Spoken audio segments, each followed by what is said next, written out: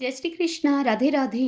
भगतजनों, आप सभी का हमारे यूट्यूब चैनल राधे कृष्णा में हार्दिक स्वागत है।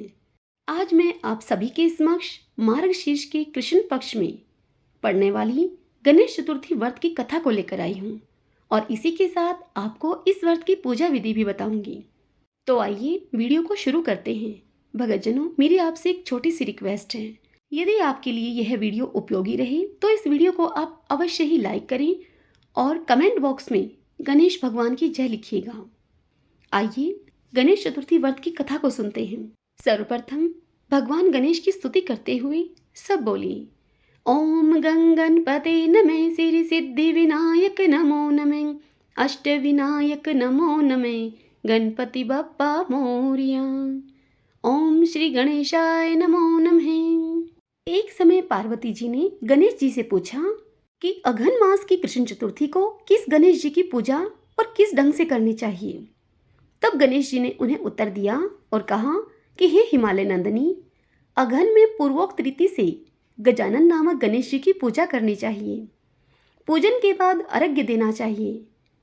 दिन भर व्रत रखकर पूजन के बाद ब्राह्मण को भोजन कराकर जौ, तिल, चावल, चीनी और घृत का शाकला बनाकर हवन कराएं तो वह व्रती मनुष्य अपने शत्रु को वशीभूत कर सकता है। इस संबंध में हम तुम्हें एक प्राचीन कथा सुनाते हैं। प्राचीन काल में त्रेता युग में दशरथ नामक एक प्रतापी राजा थे।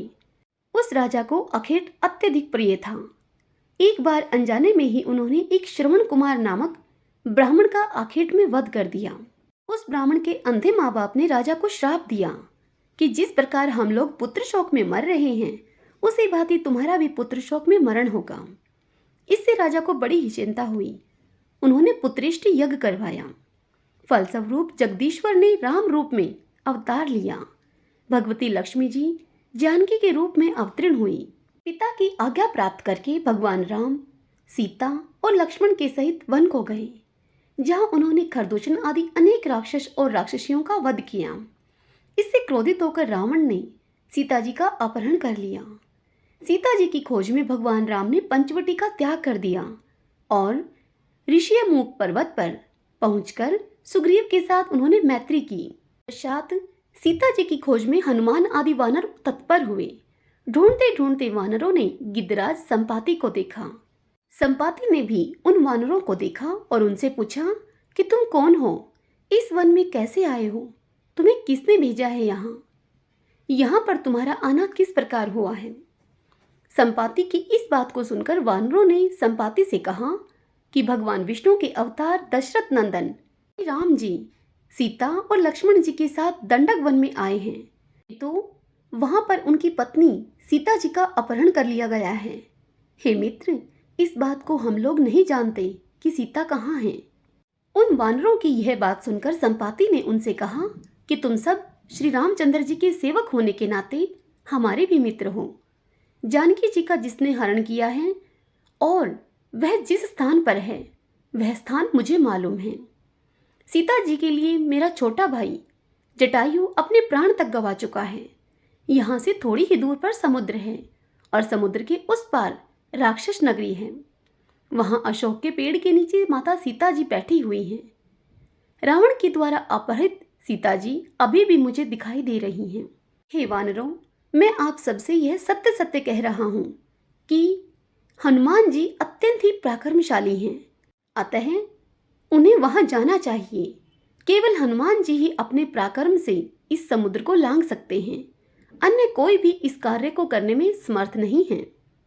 संपाति की इस बात को सुनकर हनुमान जी ने पूछा कि हे संपाति, इस विशाल समुद्र को मैं किस प्रकार पार कर सकता हूँ। जब हमारे सब वानर उसको पार करने में असमर्थ हैं, तो मैं ही अकेला कैसे पार जा सकता हूँ। हनुमान जी के मुख से इस बात को सुनकर संपाति ने उन्हें उत्तर दिया कि हे मित्र, आप संकट नाशन गणेश चतुर्थी का व्रत कीजिए। उस व्रत के प्रभाव से आप समुद्र को क्षण भर में ही पार कर लेंगे। संपाति के आदेश से संकट चतुर्थी के उत्तम व्रत को हनुमान जी ने किया। हे देवी, इसके प्रभाव से हनुमान जी क्षण भर में ही समुद्र को लांघ गए। इस लोक में इस व्रत के समान सुखदायक दूसरा कोई व्रत नहीं है। भगवान श्री कृष्ण कहते हैं कि महाराज युधिष्ठिर, आप भी इस व्रत को कीजिए। इस व्रत के प्रभाव से आप क्षण भर में अपने शत्रुओं को जीतकर संपूर्ण राज्य के अधिकारी बनेंगे। भगवान कृष्ण का यह वचन सुनकर युधिष्ठिर ने गणेश चतुर्थी के इस व्रत को किया। इस व्रत के प्रभाव से वे अपने शत्रुओं को जीतकर राज्य के अधिकारी बन गए। सब बोलिए गणेश जी महाराज की जय। आइए भगतजनों, अब आपको इस व्रत की पूजा विधि बताती हूँ। इस दिन प्रातःकाल उठकर नित्य कर्म से निवृत्त होकर शुद्ध होकर स्वच्छ वस्त्र धारण कर लीजिए। श्री गणेश जी का पूजन पांचों उपचार यानी कि धूप, दीप, नैवेद्य, अक्षत और फूल इस विधि से करें। इसके बाद हाथ में जल और दुर्वा लेकर मन ही मन श्री गणेश जी का ध्यान करते हुए इस व्रत का संकल्प करें। मम सर्व कर्म सिद्धये सिद्धि विनायक पूजन महम करिष्ये। अब कलश में जल भरकर उसमें थोड़ा सा गंगा जल मिलाएं। कलश में दूर्वा, सिक्के, साबुत हल्दी रखें। उसके बाद लाल कपड़े से कलश का मुख बांध लें। कलश पर गणेश जी की प्रतिमा स्थापित करें।